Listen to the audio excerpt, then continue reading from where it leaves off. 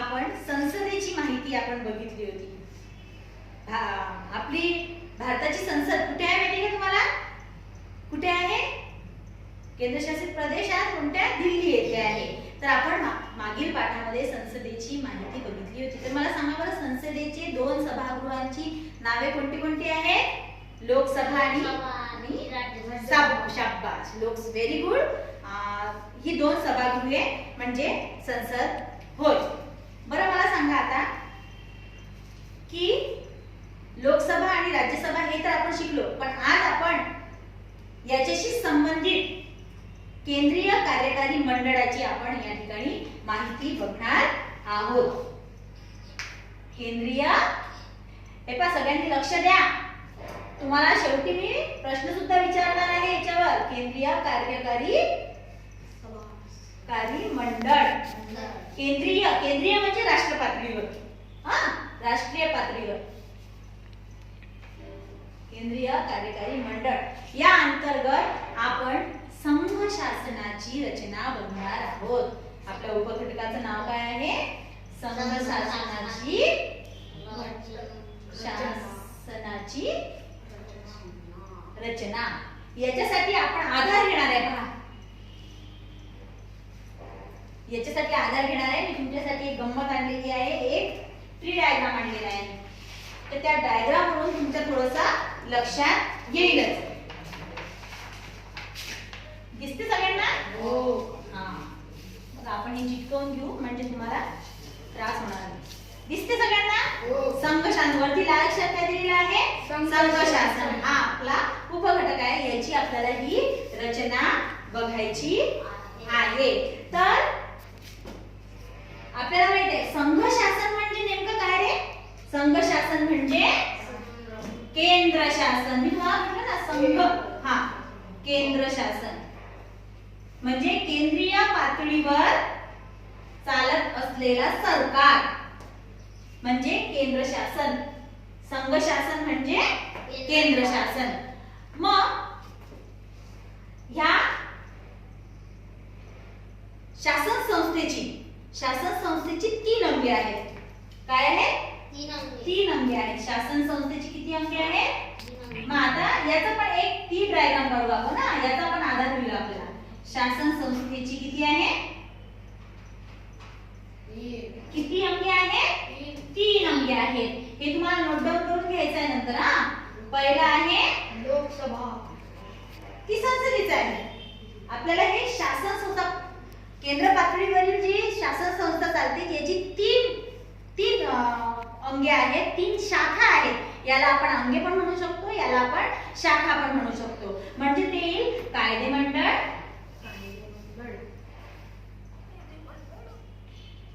दुसरा येईल कार्यकारी मंडळ,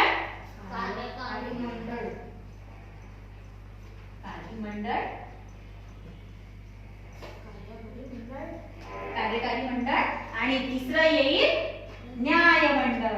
ज्या ठिकाणी काय मिळतो? न्यायमंडळ म्हणजे ज्या ठिकाणी न्याय मिळतो। आपण न्याय मागायला कुठे, दाद मागायला कुठे जात असतो ना न्याय मागायला? ते न्यायमंडळ। कायदेमंडळ, कार्यकारी मंडळ आणि न्यायमंडळ ही शासन संस्थेची किती अंगे आहेत? 3 अंगे आहेत। मग जनतेचे हित लक्षात घेऊन जनतेच्या कल्याणासाठी ही अंगे कार्य करतात। कोण कोण? कायदेमंडळ, कार्यकारी मंडळ आणि न्यायमंडळ। कशासाठी काम करतात? जनतेसाठी, त्याचं हित लक्षात घेऊन त्याच्या कल्याणासाठी काम करतात। जनता म्हणजे माहिती आहे तुम्हाला? लोक। तर लोकांच्या कल्याणासाठी, लोकांच्या हितासाठी कार्य करणाऱ्या ह्या 3 शासन संस्था आहेत। या शासन संस्थेमध्ये हे 3 घटक येतात, हे 3 अंगे आहेत, हे 3 शाखा आहेत। भारताच्या केंद्रीय कार्यकारी मंडळाचा सर्वोच्च प्रमुख हा असतो राष्ट्रपती आणि केंद्रीय कार्यकारी मंडळ, हे बाहेर कार्यकारी मंडळ दिलेले आहे। संघ शासनामध्ये कोण आला सर्वोच्च प्रमुख? राष्ट्रपती। त्याचे पण 2 भाग पाडलेले आहेत, कायदेमंडळ आणि कार्यकारी मंडळ। मग कायदेमंडळाची माहिती आपण लोकसभा, राज्यसभा मागच्या वेळेस बघितली होती आपण, संसदेची माहिती आहे की आता हे कार्यकारी मंडळ आज बघणार आहोत. तर ह्या कार्यकारी भारताच्या केंद्रीय कार्यकारी मंडळामध्ये राष्ट्रपती, प्रधानमंत्री आणि मंत्रिमंडळ याचा समावेश असतो. पहा काय सांगितलं मी, भारताच्या केंद्रीय कार्यकारी मंडळामध्ये, म्हणजे इथे लिहून ठेवते मी म्हणजे तुमच्या लक्षात राहील. तुम्ही पण नोट डाऊन करून घ्यायचं हे. केंद्रीय कार्यकारी मंडळ म्हणजे काय होते, केंद्रीय तुम्हाला दिसते ना, कार्यकारी मंडळ म्हणजे कोणाकोणाचा समावेश येतो याच्यामध्ये, हा बरोबर आहे. केंद्रीय कार्यकारी मंडळामध्ये कोणाकोणाचा समावेश येतो, राष्ट्रपती, पंतप्रधान, हा प्रधानमंत्रीलाच आपण काय म्हणू, पंतप्रधान आणि मंत्रिमंडळ यांचा समावेश होतो. केंद्रीय कार्यकारी मंडळामध्ये कोणाकोणाचा समावेश होतो, राष्ट्रपती, प्रधानमंत्री व मंत्रिमंडळ. शाबाश. प्रधानमंत्री व मंत्रिमंडळ व मंत्रिमंडळाचा समावेश होतो. हे लक्षात ठेवायचं बेटा. आणि हे माहिती की ह्या डायग्रामवरूनच लक्षात येते. मी तुम्हाला इथेच पॉइंट आउट करून समजावून सांगते. याचा आधार घेऊन शिकणार आहोत आपण. म्हणजे पहा, केंद्र शासन म्हणजेच संघ शासन आहे ना. कायदे मंडळ, कार्यकारी मंडळ आणि न्याय मंडळ ह्या शासन संस्थेच्या 3 शाखा, 3 अंगे आहेत. जनतेचे हित लक्षात घेऊन जनतेच्या कल्याणासाठी या संस्था काय करतात, कार्यरत असतात. ह्या कार्य करतात. संसदीय शासन पद्धतीमध्ये आपल्या भारतामध्ये कोणती शासन पद्धती आहे, संसदीय शासन. मागील पाठात शिकलो ना आपण, संसदीय शासन पद्धती आपल्या भारतामध्ये लागू आहे. संसदीय शासन पद्धतीमध्ये पद्धतीमध्ये कार्यकारी मंडळ, कायदे मंडळ आणि न्याय मंडळ या शासन संस्थेच्या 3 शाखा आपण बघितल्या. त्यानंतर केंद्रीय कार्यकारी मंडळ यामध्ये कोणाकोणाचा समावेश होतो, तर राष्ट्रपती, प्रधानमंत्री व मंत्रिमंडळ. पण एक लक्षात ठेवा पहा की राष्ट्रपती हा नामधारी प्रमुख असतो.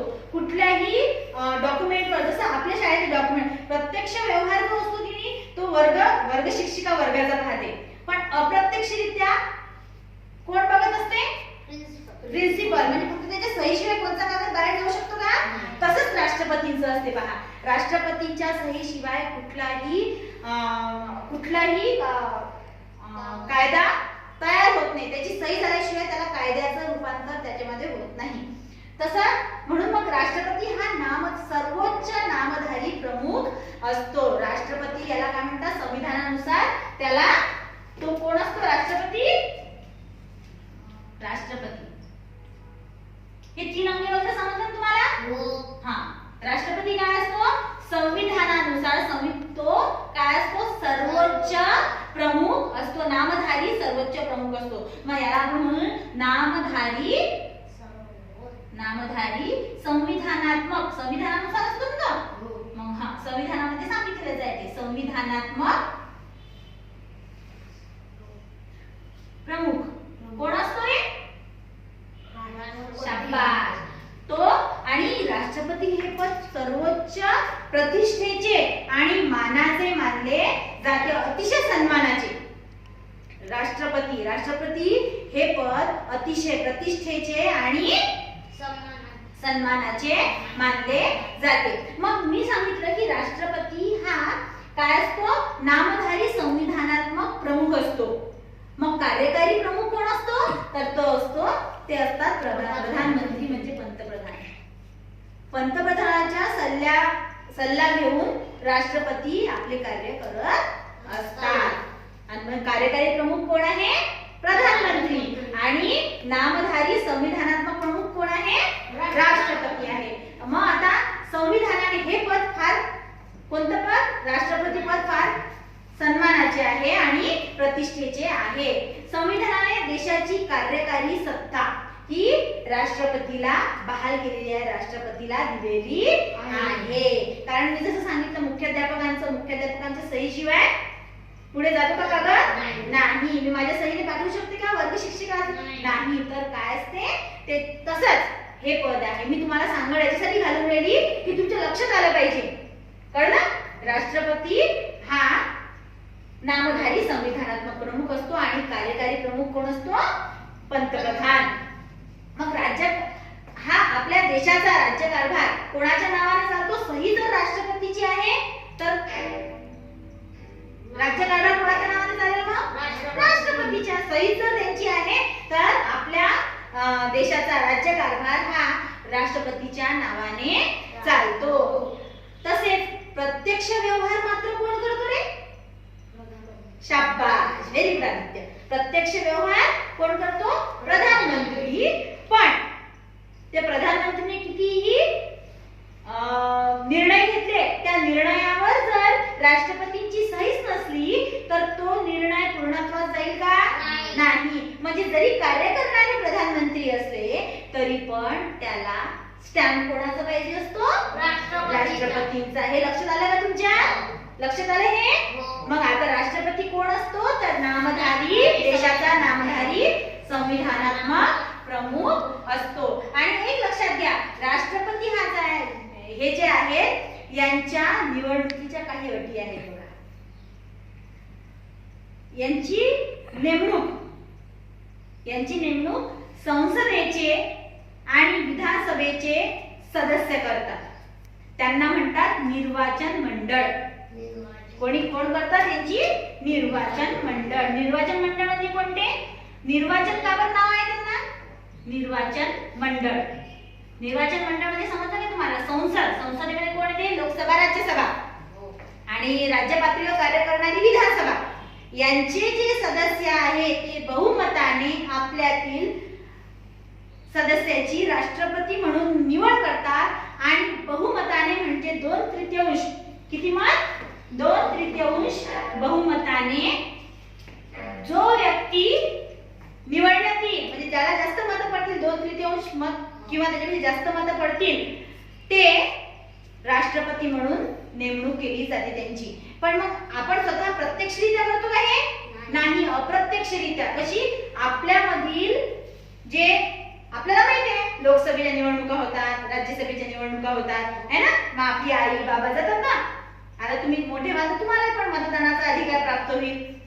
तर मग ते आपण ह्या लोकांना निवडून देतो. हे लोक राज्य पातळीवर आणि राष्ट्रीय पातळीवर आपल्यासाठी काम करतात. आणि जे लोक निवडून आलेले असतात आपल्यामधून, ते लोक त्या लोकांमधून आणखी एक निवडणुकीची प्रक्रिया होते. ती निवडणुकीची प्रक्रिया झाल्यानंतर त्यांच्यातूनच जो सदस्य 2/3 बहुमताने जिंकून विजयी होईल तो राष्ट्रपती पदाचा काय होईल? हकदार होईल. आलं लक्षात तुमच्या? राष्ट्रपती. आणि मग याच्यामध्ये कोणाकोणाचा समावेश होतो? कोणाकोणाचा समावेश होतो याच्यामध्ये? संसद म्हणजे कोण? लोकसभा आणि राज्यसभा. संसद आणि विधानसभा. संसद आणि विधानसभा म्हणजे लिहिते घ्या, म्हणजे लक्षात येईल तुमच्या. संसदीय सदस्य आणि विधानसभेचे सदस्य आपल्यामधूनच काय करतात? राष्ट्रपतीची निवड करतात. आणि हे या सगळ्यांचं मिळून जे मंडळ तयार होते ते मंडळ म्हणजे कोणतं आहे? निर्वाचन मंडळ. समजलं? निर्वाचन मंडळ म्हणजे कोणतं? केंद्रीय पातळीवर संसद काम करते ना, तर संसदेमध्ये लोकसभा, राज्यसभा आणि राज्य पातळीवरील विधानसभा हे यांचं एकत्रित मंडळ म्हणजे ते झालं निर्वाचन मंडळ. हे निर्वाचन मंडळ बहुमताने ज्या सदस्याला जिंकून देईल, विजयी करेल, ते म्हणतात भारताचे राष्ट्रपती. समजलं? आणि हे पद कसं आहे? सर्वोच्च पद आहे, सन्मानाचे पद आहे, प्रतिष्ठेचे पद आहे. इथपर्यंत समजलं बेटा? प्रश्न विचारू याच्यावरती तुम्हाला काही? बरं, तत्पूर्वी आपण राष्ट्रपती आता हे बघितलं. आणि राष्ट्रपती पदावर राष्ट्रपतीचे निवडून होतात, त्यांची नेमणूक जी होती ती कशी होती? अप्रत्यक्षरित्या. कशी? अप्रत्यक्षरित्याचा अर्थ समजला तुम्हाला? आपण स्वतः डायरेक्ट त्यांना निवडून देतो का? नाही. आपण काय करतो? आपल्या एरियातील लोक निवडून देतो. ते लोक राज्य पातळीवर आणि राष्ट्रीय पातळीवर कार्य करतात आणि ते लोक त्यांच्यामधून, त्या सदस्यांमधून ते स्वतः राष्ट्रपतीची निवड करतात. किती मताने? बहुमताने, 2/3 बहुमताने ते आपल्या, आणि त्यांनाच म्हणतात, काय म्हणतात त्यांना? बहुमताने निवड करतात. आणि बहुमताने निवड केल्यानंतर काय होते? राष्ट्रपतीची नेमणूक होते. आणि ते जे नेमणूक करतात त्यांना निर्वाचन मंडळ, ते मंडळ जे स्थापित होते त्यांना काय म्हणतात? निर्वाचन मंडळ. इथपर्यंत समजलं बेटा सर्वांना? नक्की? हा. पुढे पहा, राष्ट्रपती. आता हे तर बघितलं अप्रत्यक्षरित्या राष्ट्रपतीची नेमणूक होते म्हणून. अप्रत्यक्षरित्या म्हणजे आपण डायरेक्ट करत नाही, हे समजलं तुम्हाला. पण राष्ट्रपती पदावर पदग्रहण करण्याच्या पूर्वी त्या व्यक्तीला त्या कोणत्या अटी दिलेल्या आहेत, कोणत्या अटींना सामोरे जावे लागते? तर तो सर्वप्रथम तर भारताचा नागरिक असावा. राष्ट्रपती पद जर तुला पाहिजे असलं म्हणजे त्या सदस्याला तो भारताचा नागरिक असावा.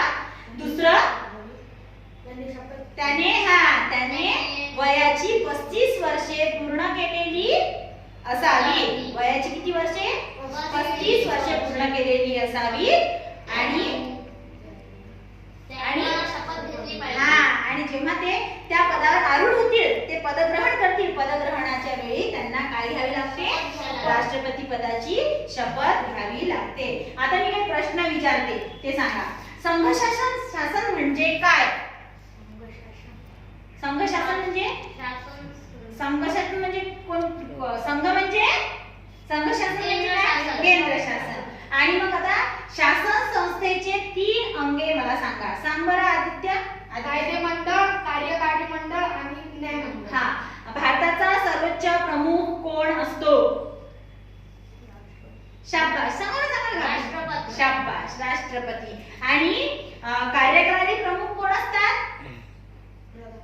हा. आणि मला एक सांगा की राष्ट्रपती हा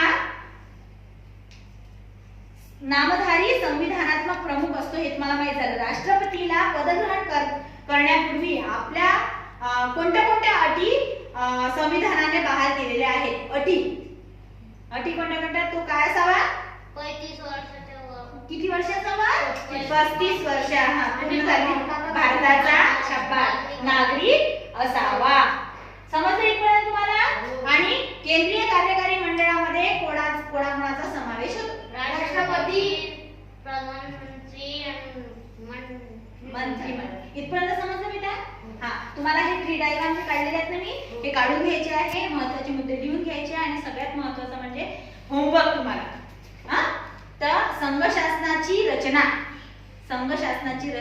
हा ट्री डायग्राम छान कलरफुल याच्यात तुम्हाला लिहून आणायचं आहे. आणि जिथे समजलं नाही तिथे मला उद्या पुन्हा विचारायचं. कळलं? सगळ्यांना समजलं? प्रश्नांची उत्तरे पण आली. पण आणखी एकदा पुन्हा पाठ वाचून या उद्या. याच्या पुढील भाग आपण पुढील तासिकेमध्ये. ठीक आहे?